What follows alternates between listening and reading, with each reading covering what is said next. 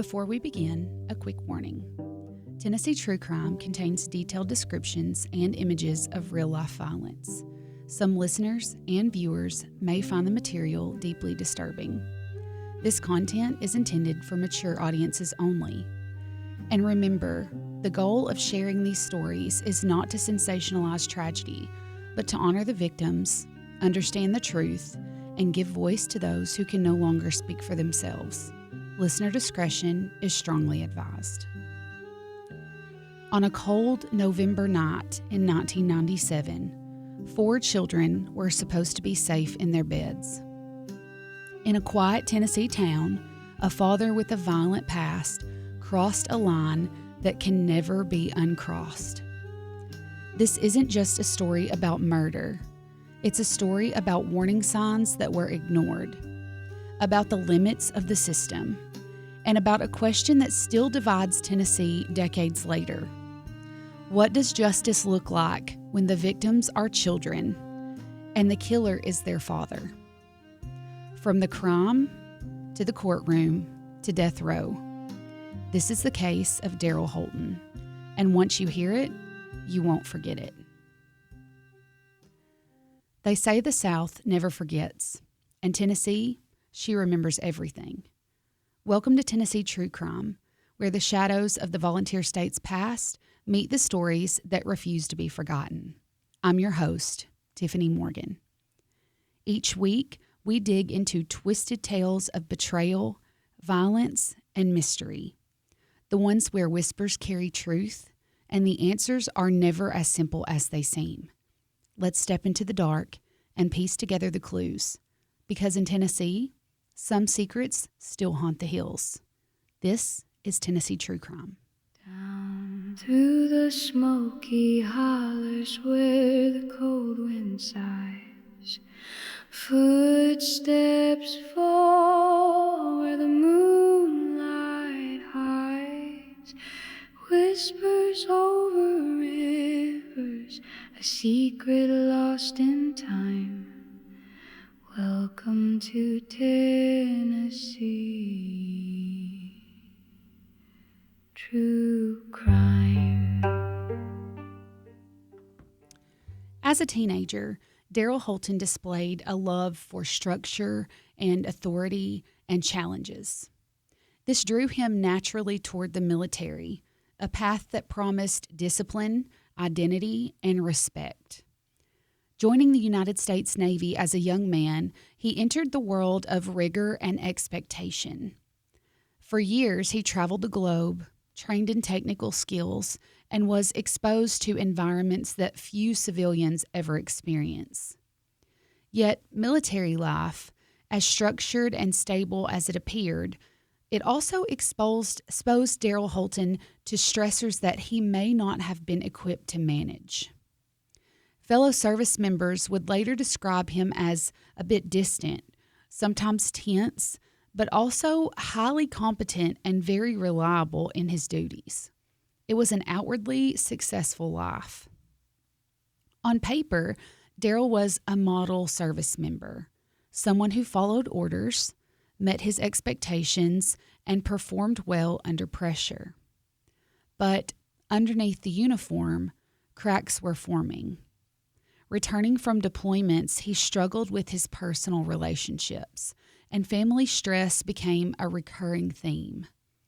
Friends recall that Daryl was obsessed with control, meticulous about schedules, routines, and small details that to an outside observer seemed very mundane, but to him were critical to order in a life that he increasingly found very chaotic. Daryl Holton married Crystal in 1984. He was stationed at Fort Jackson in South Carolina and soon after reassigned to Germany, where he administered a dental clinic. There, 2 sons were born, Stephen and Brent. Life seemed normal, at least on the surface. By the mid-1990s, Daryl and Crystal had 4 young children. Those closest to him describe him as a very devoted father on the surface, yet distant and increasingly volatile behind closed doors. The pressures of military retirement, financial strain, and marital tension intersected in his life in ways that, in hindsight, created the perfect storm. And, as often happens in marriages strained by distance and duty, the cracks began to show. When the couple returned stateside, their lives took a darker turn. Crystal gave birth to Eric, a beautiful hearing-impaired little boy, and then in 1993, Kayla, who was a daughter from a brief one-night stand. By then, Daryl and Crystal were separated, and we know how that goes. Custody arrangements, bitter disputes, and a tangled web of visitation rights consumed the next few years for them. Daryl Holton's life had become a careful balance of military duty, fatherhood, and ultimately, obsession. His love for his children was really undeniable, but so was his rage at being denied full access to them. When Crystal moved with the children to a new residence near Spring Hill, Tennessee, and obtained an order of protection against Daryl, he felt cornered. And like a storm building quietly over months, something inside him broke. Imagine a parent, driven by love, but also twisted up in despair, believing the only way to reclaim control is through violence. It's a chilling thought, but for Daryl Holton and so many others, it's not abstract. It was calculated. On November 30th, 1997, Daryl called Crystal and arranged a visit with the children. He promised to take them Christmas shopping. The kids, who were absolutely oblivious to the danger waiting for them, were so excited to see their dad. Brent and Kayla even handed him a drawing, simple and heartfelt. It said, "I love you, Daddy." Yet behind Daryl Holton's detached exterior, a horrifying plan had been set into motion. In the back of his uncle's auto repair garage, he had hidden an SKS semi-automatic rifle. He had spent months mentally preparing, rehearsing the scenario, imagining each child's placement, each shot, and the aftermath. By the time the children arrived, Daryl's meticulous preparation had become a grotesque ritual. He first led the older boys, Stephen, who was age 12, and Brent, who was only 10 years old, to the rear of the garage. When he got them back there, he turned them away from him and told them, "Don't peek." And then, kneeling behind them, he fired. 2 shots, precise and devastating. The boys crumpled to the ground. He shot them twice more and ensured they were dead, and then covered their bodies with a tarp. Then he went to get his younger children, Eric, who was age 6, and Kayla, who was only age 4, and they were led into position. The process repeated, shots were fired, and the bodies were hidden. All of it carried out with what Holton later described as calm detachment, telling police later they didn't suffer. And then, after the bodies were concealed, and after the crime scene was cleaned and made almost neat, Holton drove to the Shelbyville Police Department. At about 9:45 p.m., he walked in, calm and collected, found a dispatcher, and said, "Homicide times 4." And just like that, the horror was confessed. It's hard to imagine a mind that can plan so methodically, love so deeply, and destroy so completely. Daryl's story is not just a case study in crime. It's a dark reflection on human psychology, on grief turned violent, on despair masquerading itself as love. Now, when the officers arrived at Daryl's uncle's garage, the scene they found was chilling in its precision.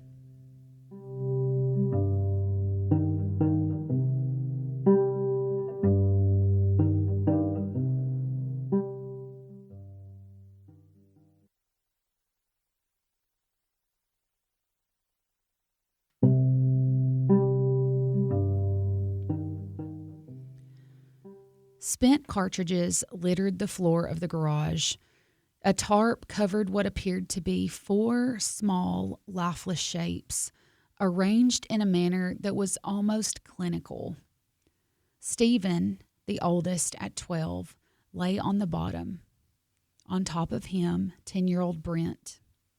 On top of him, 6-year-old Eric. And piled on top, 4-year-old little Kayla.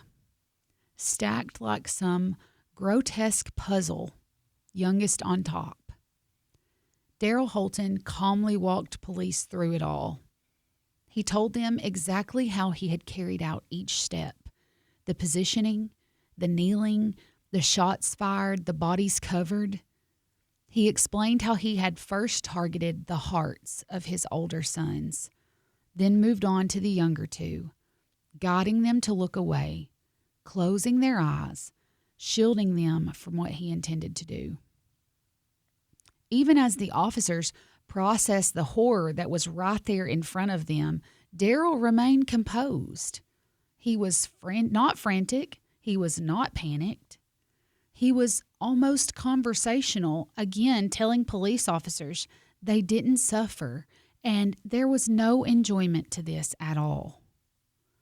It was a confession that seemed to defy human logic. A man simultaneously loving and lethal. He told detectives about the months of planning, about how he considered ending his own life afterwards, and about the pipe bombs that he had crafted in preparation to attack and kill his ex-wife's new home along with her new boyfriend. And yet, when he arrived in Murfreesboro with those plans, something inside him faltered. And instead of following through with another double murder and suicide, he surrendered. Now, we often ask ourselves, how can someone commit such atrocities? How can a father turn on his own children? Daryl Holton's answer, chilling in its simplicity, was simply rooted in despair. He had perceived betrayal in the overwhelming belief that he alone could dictate the fate of his family, not the court system, not Crystal. But no matter what he felt, those feelings were not rooted in the children's decisions at all. It makes no sense for him to take it out on them. But that's exactly what he did. The investigation unfolded with methodical precision. Forensic teams matched bullets from the SKS rifle to the wounds on the children. Gunshot residue on Daryl's hands confirmed his proximity to the weapon. Bloodstains on his clothing aligned with his confession. Every detail, every horrific step was corroborated. And I just picture those bloodstains on his clothes and where they came from. The fact that he was picking up his children and laying them on top of each other, their lifeless little bodies. I don't understand how he went through with any of this. At the police station, though, he still remained calm.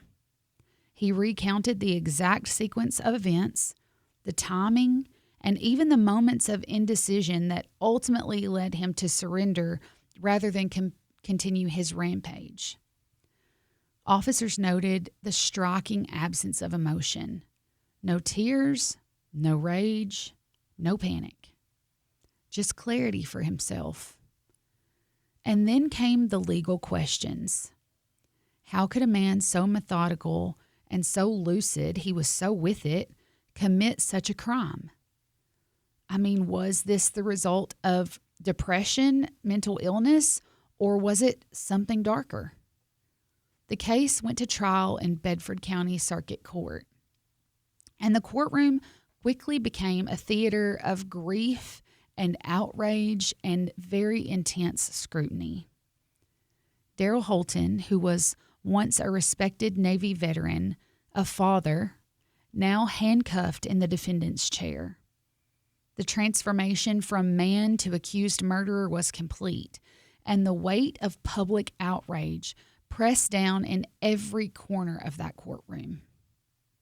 The prosecution laid out a meticulous narrative. A father had taken his own children's lives with premeditation, using both firearms and careful planning. They detailed Daryl's visits to gun shops, his purchases of weapons and ammunition, and the calculated timeline he created to ensure that there would be no witnesses. The defense, on the other hand, painted a picture of a man in emotional and mental distress.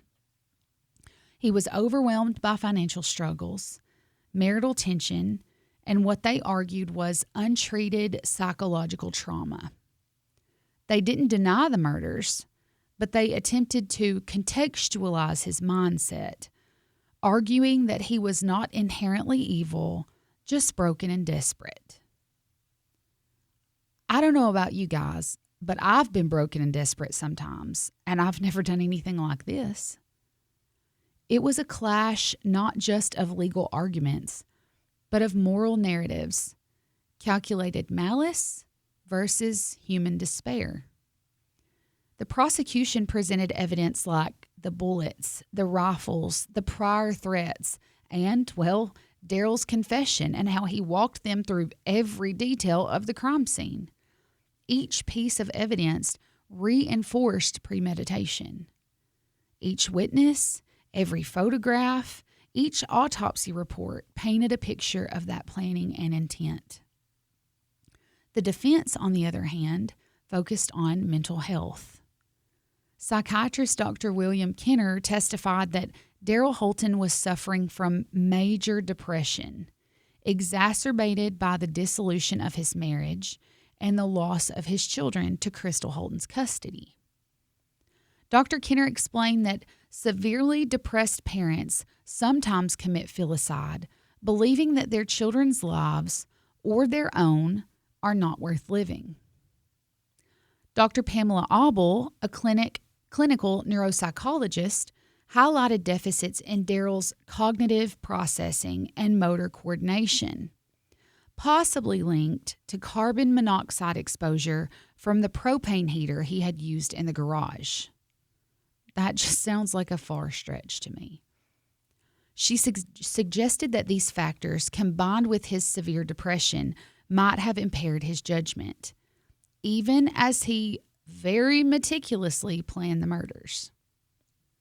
The prosecution countered with Dr. Daniel Martell, a forensic neuropsychologist, and Dr. Martell's testimony was very damning.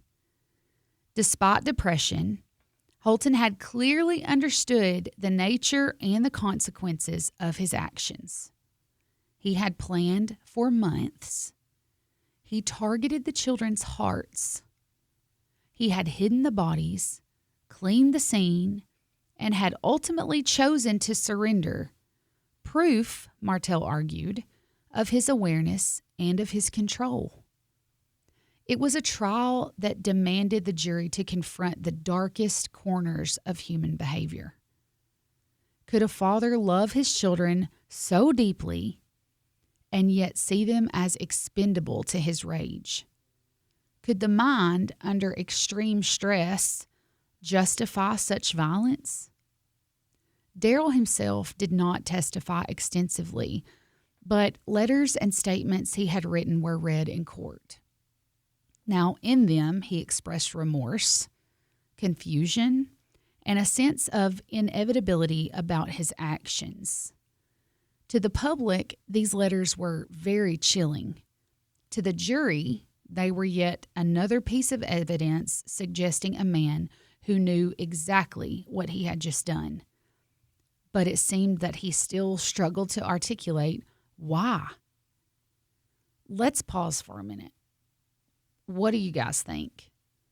Can we explain everything away and blame it on depression and mental illness? Or are some people just evil enough that they would rather take someone's entire world away rather than not have things their way? Divorce is messy. And sometimes there are exes who are absolutely hell-bent on making your life miserable because theirs is. And sure, maybe mental health can play a role in how they behave. But when there's months of planning involved, they were just crazy the whole time? That's a hard sell for me.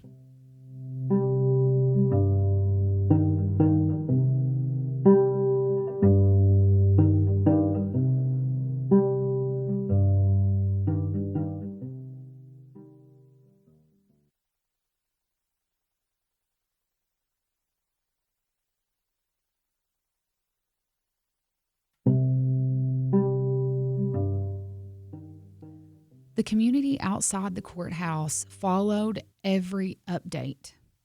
Local media covered the trial day after day, broadcasting the story across Tennessee and even into national headlines.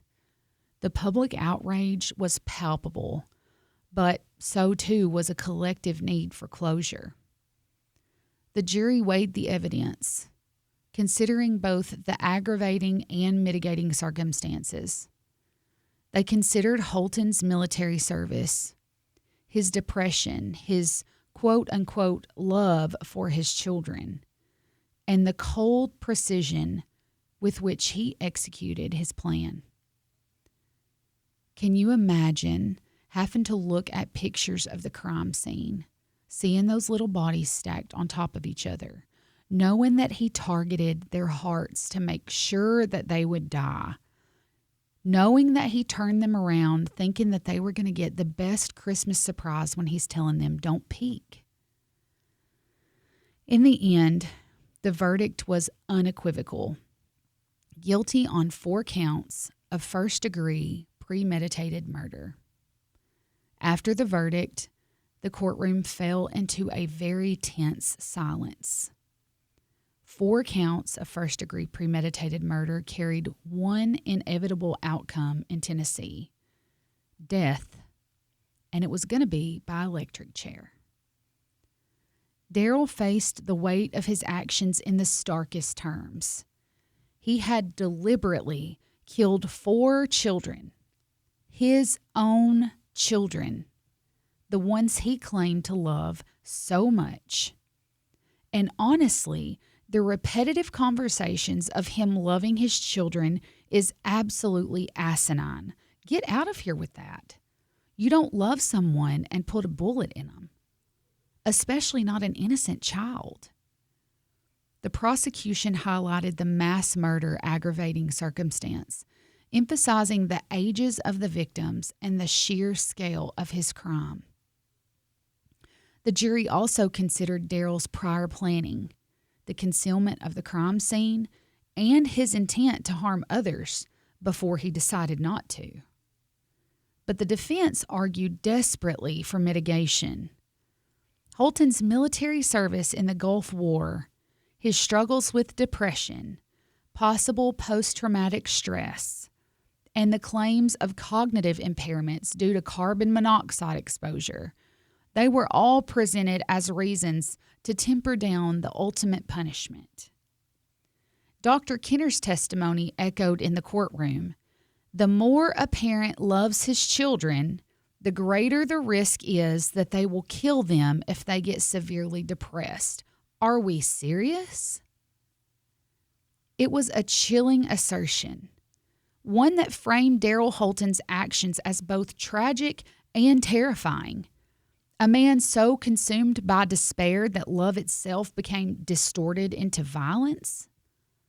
Despite these arguments, though, the jury returned the only sentence that the law allowed, which again was death. 4 of those sentences were handed down, 1 for each child, 1 death sentence for Stephen, one death sentence for Brent, one death sentence for Eric, and one death sentence for Kayla. The courtroom reaction was mixed. Grief, relief, horror, anger, all intermingled in the air. For many, justice had been served. For others, the lingering question remained: could any punishment truly account for this scale of tragedy? Daryl Holton, for the most part, he refused to pursue any appeals. He filed minimal challenges and made it clear that he was willing to accept the state's death penalty. Yet the wheels of the legal system continued to turn. The Tennessee Supreme Court affirmed the convictions and sentences upon appeal. The court found that the evidence was sufficient to support the convictions, that the death sentences were appropriate, and that the claims of insanity or diminished mental capacity did not outweigh the aggravating circumstances of what he had done. Holton's carefully planned and executed murders of his children, the court concluded, demonstrated full awareness and full intent. Now, despite this, legal advocates tried to intervene. There was a group of about 80 attorneys that petitioned to stop the execution. They argued that electrocution of Daryl Holton was cruel and unusual punishment. So here's my question to these attorneys claiming the electric chair is cruel and unusual punishment. What about the kids? The ones that thought they were going Christmas shopping with their dad? The ones who drew him a picture saying, "I love you, Daddy"? The ones who ran into his arms and hugged him because they were so excited to see him? The ones who were turned around and again told not to peek? The ones who were piled up on top of each other like trash? That's not cruel and unusual punishment? How can you argue that? It's sick to me. The courts rejected these petitions. Thank God. Holton, who had killed his children in 1997, had also committed crimes prior to 1999.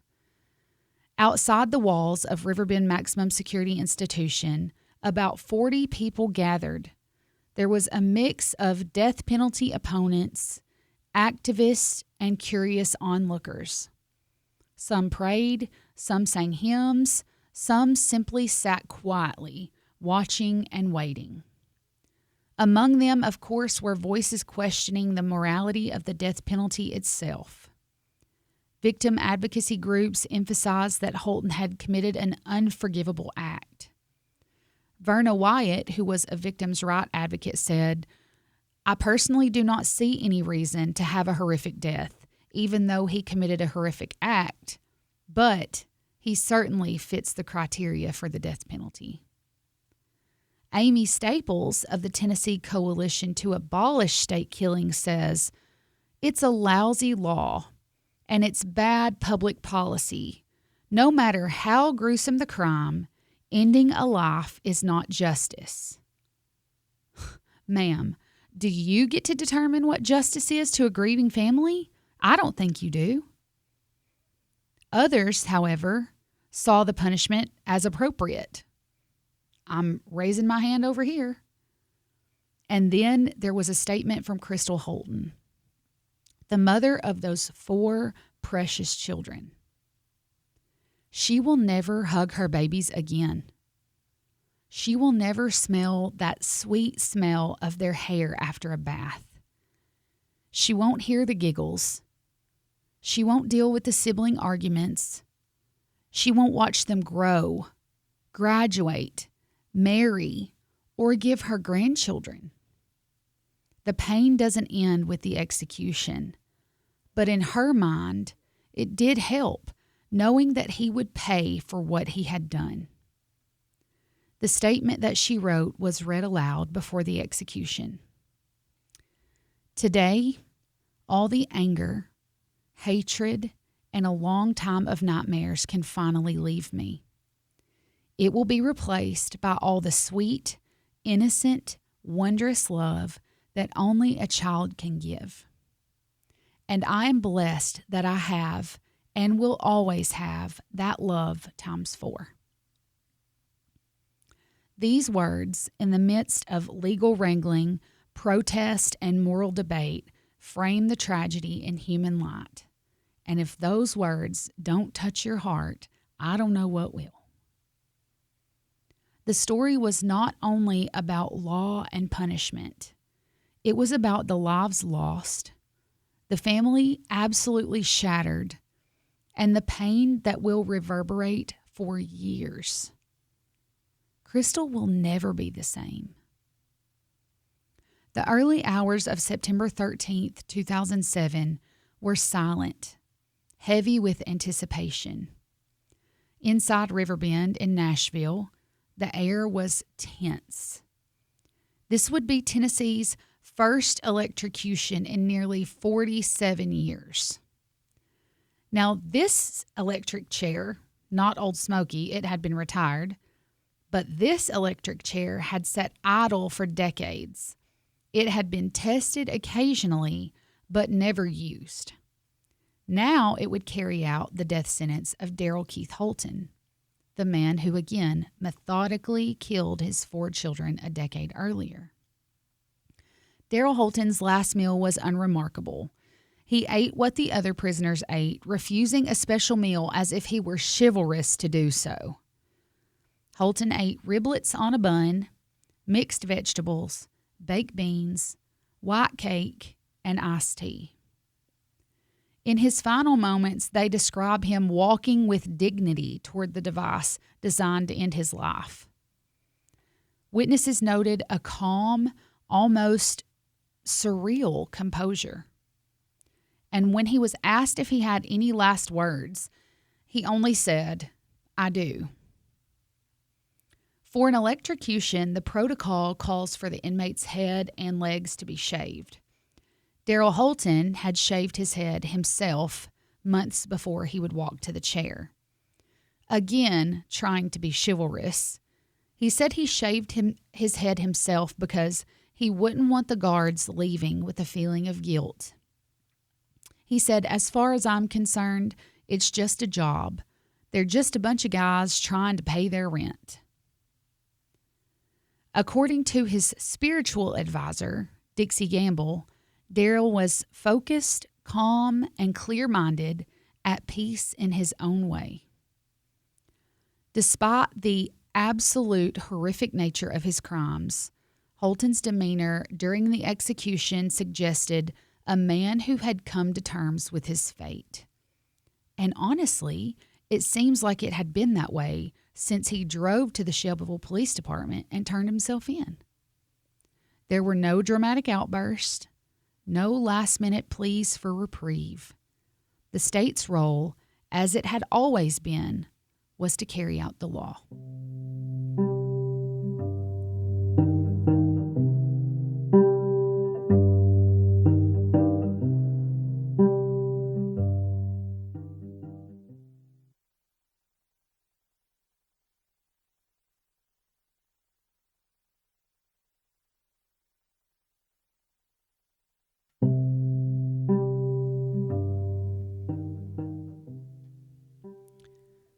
The procedures to carry out the death penalty were absolutely methodical. A black shroud was placed over his head. Electrodes were connected to his legs, and saline-soaked sponges prepared the point of contact. At 1:16 a.m., a surge of 1,750 volts coursed through his body. The chair jolted. Holton's back straightened. His hips lifted up off the chair, and then he slumped. 15 seconds later, a second shock finished the process. By 1:25 a.m., the state confirmed that Daryl Keith Holton was dead. That would be the final electrocution in the state of Tennessee. For Crystal Holton, the mother of the children, the execution represented a very strange kind of closure. Holton's case also illustrated the complexities of mental health in the legal system. Despite expert testimony citing depression and PTSD and cognitive impairments, the court concluded that he had full awareness of his actions. Again, he planned the murders carefully over a course of months and then surrendered to police as acknowledgement of wrongdoing. Daryl Holton's story is difficult. It's unsettling and it's extremely tragic. And it's not just a story of a murderer. It's a story of an entire family that had been torn apart, of a legal system grappling with mental illness and moral responsibility, and of a society forced to confront the darkest impulses of humanity.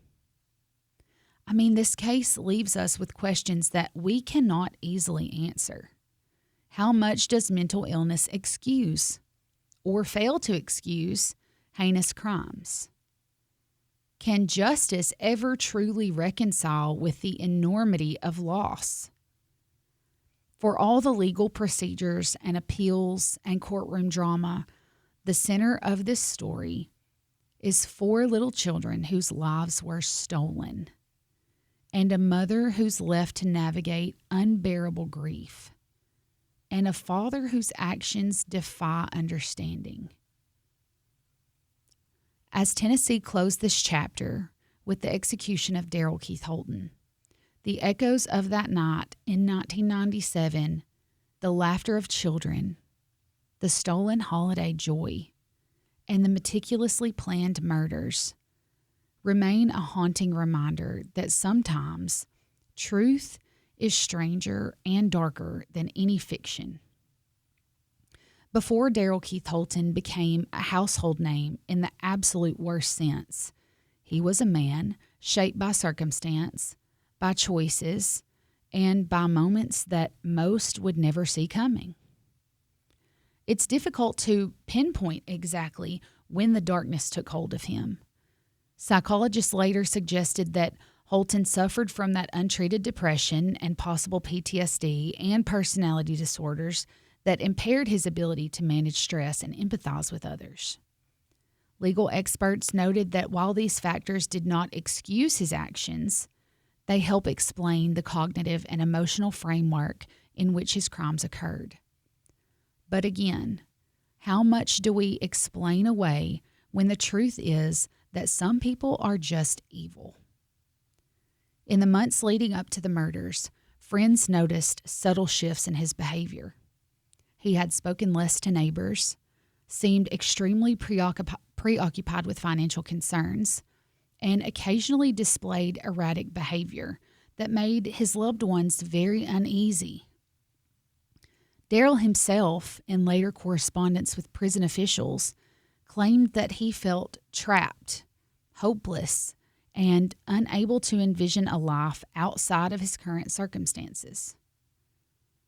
Legal records and witness interviews and psychiatric evaluations paint a picture of a man at the intersection of despair and obsession.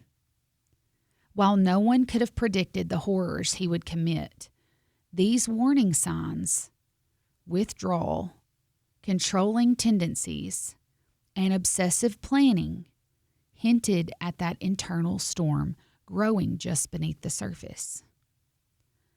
Now, some have speculated that Holton's military training may have influenced the meticulous planning of the murders. The sequence of those events on September 13th, 1997 shows a man who calculated each step with chilling precision. The preparation of the weapons, the timing of his children's placement, and the coordination of the acts themselves. The skill and forethought mirrored aspects of military discipline warped into an unimaginable act of cruelty. A man trained to protect, to serve, and to lead, ultimately becoming a figure of destruction in the one environment where love and care should have prevailed. It's a paradox that challenges our understanding of human behavior. How can the same hands that followed orders with precision also end the lives of the innocent? For the listener, this is where the story becomes more than just a case file. This case serves as a grim reminder. Tragedy can occur in the most ordinary settings, in the lives of families that we may pass on the street, or children we see in our classrooms, oblivious to the silent storm brewing at home.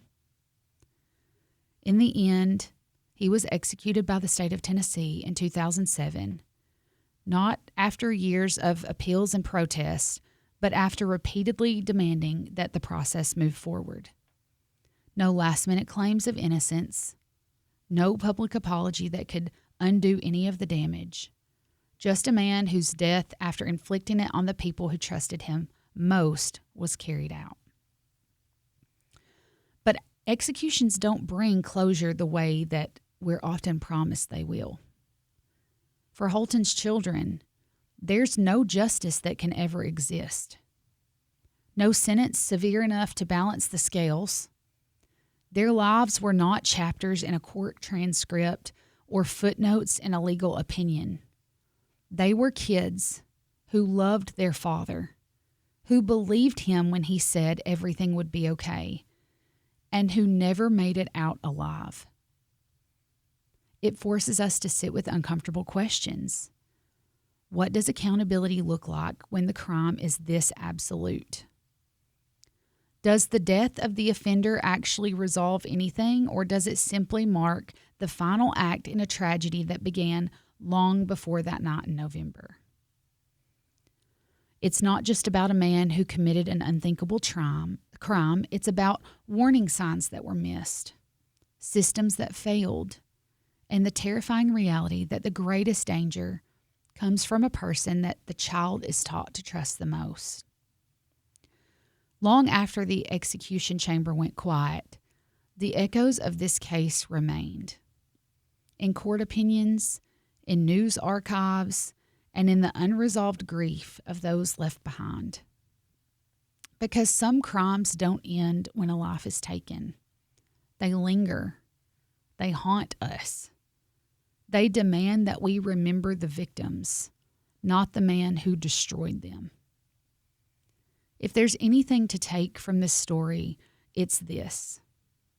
Violence inside a family doesn't erupt without a history. It escalates. It isolates. And when it's ignored or minimized, the consequences can be irreversible. Those children deserved safety. They deserved protection. They deserved a future. This episode, The Final Electrocution, was written and hosted by me, Tiffany Morgan, and produced by Main Street Media. Background music and theme song by John T. Productions. Research support from Court Archives and Murderpedia.org. If you would like to sponsor an episode, we would love to partner with you. Our sponsors keep our shows funded and running. To support Tennessee True Crime, follow us on Facebook at Tennessee True Crime and on Instagram at TN True Crime. You can find case and evidence photos on those socials. And if you have a case that you're interested in me covering, please feel free to email me at tntruecrime@mainstreetmedia.llc or message me on either of the social media platforms. I have had several people that have reached out, and I'm very excited and honored that you have asked me to cover your loved ones' stories. Join me next week as we uncover another Tennessee case that left a lasting mark. Because here in Tennessee, we never stop telling the stories that matter. And some secrets we refuse to let stay buried. Tune in next time on Tennessee True Crime. Down through the smoky hollers where the cold wind sighs, footsteps fall where the moonlight hides, whispers over rivers, a secret lost in time. Welcome to Tennessee. True crime.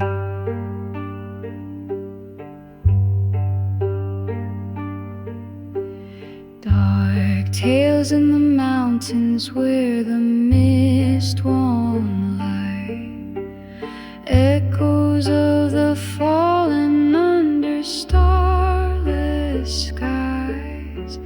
Hear the hush of memory, the voice of the unsaid. This